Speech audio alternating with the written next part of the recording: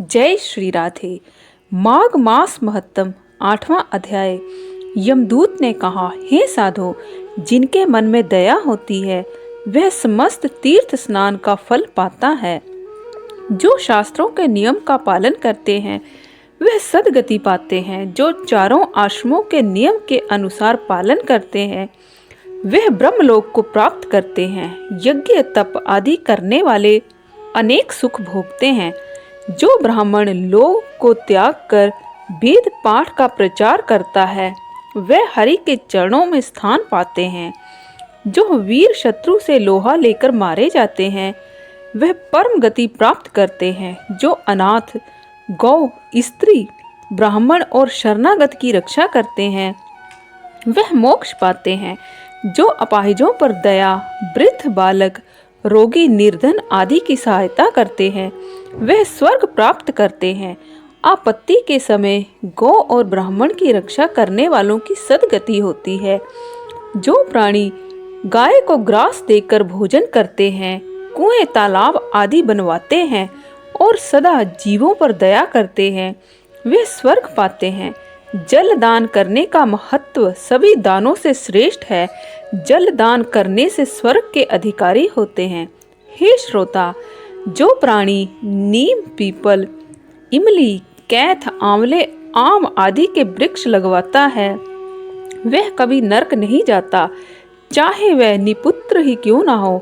उसकी 7 पीढ़ियों तक का तर्पण हो जाता है। मार्ग के किनारे छायादार और फूलों वाले वृक्ष लगाने वाला मोक्ष की प्राप्ति करता है। जो इन वृक्षों को काटता है वह नरक के कष्ट भोगता है। जो तुलसी के पौधे लगाते हैं वे यम की ताड़ना से मुक्त रहते हैं।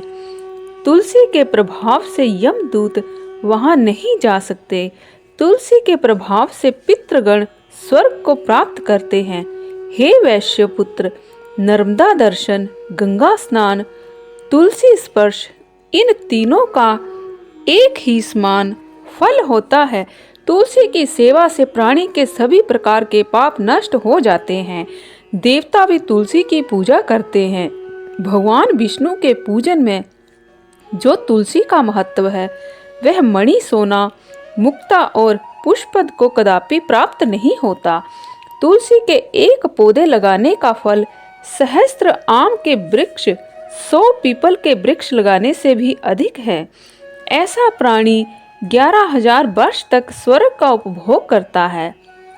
जो तुलसी की मंजरी से प्रभु का पूजन करता है वह मोक्ष पाता है। समस्त पवित्र नदियां तुलसी दल में निवास करती हैं। तुलसी दल से पूजन करने वाला विष्णु लोक को प्राप्त होता है।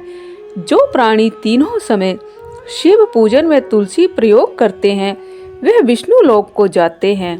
जो ओम नमः शिवाय मंत्र का जाप करते हुए शिवलिंग का पूजन करते हैं वह नरक यातनाओं से मुक्त रहते हैं। वह शिव लोक पाते हैं। जो शिव का दर्शन करते हैं वह शिष्य सुख भोगते हैं। तीनों त्रिलोक में शिव पूजन के समान कोई पुण्य नहीं है।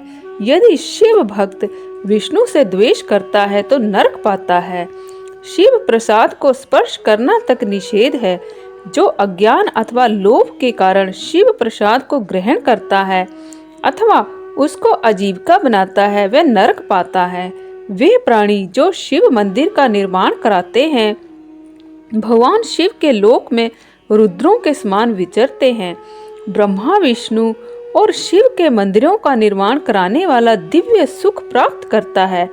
जो मंदिर, गौशाला, मठ, धर्मशाला, कुटी आदि का निर्माण कराता है अथवा जीर्णोद्धार कराता है वह स्वर्ग पाता है। जो यज्ञशाला, वेद मंदिर, विद्यालय अथवा ब्राह्मणों के लिए गृह निर्माण कराता है या मरम्मत कराता है वह नरकगामी नहीं होता। जो इन स्थानों को नष्ट करता है, लोभ में पड़कर बीच डालता है, उसको आजीविका का साधन बनाता है, वह 21 बार महारौरव नरक को भोगता है।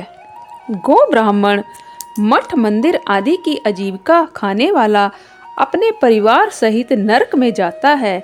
मठ, मंदिर का अन्न नहीं खाना चाहिए। यदि भूल से खा ले तो चंद्रायण व्रत करें।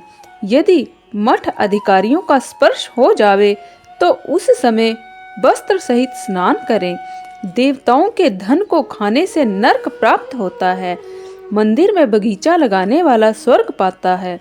जो पितृ देवता और अतिथियों की सेवा करता है वह ब्रह्मलोक को पा जाता है। तो आज के लिए बस इतना ही। कल फिर आपसे भेंट होगी। तब तक के लिए जय श्री राधे।